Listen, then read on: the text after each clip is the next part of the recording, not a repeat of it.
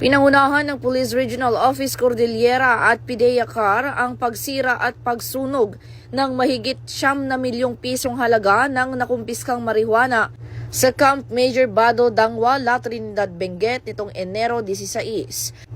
Aabot sa 82,488.88 grams ng tuyong marijuana stalks na may dahon at fruiting tops ang sabay-sabay na sinunog sa pangunguna ni Police Colonel Ledon Monte, ProCAR Deputy Regional Director for Operations at PIDEA CAR Director Martin Francia kasama ang kinatawan ng DOJ, EMB, PAW, media at barangay officials. Ang nasabing iligal na droga ay nakumpiska noong Oktubre 6 nakaraang taon sa isang checkpoint operation ng Kibungan Municipal Police Station sa Benguet.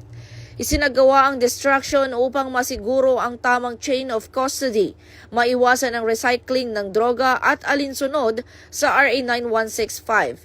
Pinagtibay ng aktibidad ang mahigit at nagkakaisang kampanya laban sa iligal na droga, isang malinaw na pagsasabuhay ng bagong PNP para sa bagong Pilipinas, serbisyong mabilis, tapat at nararamdaman.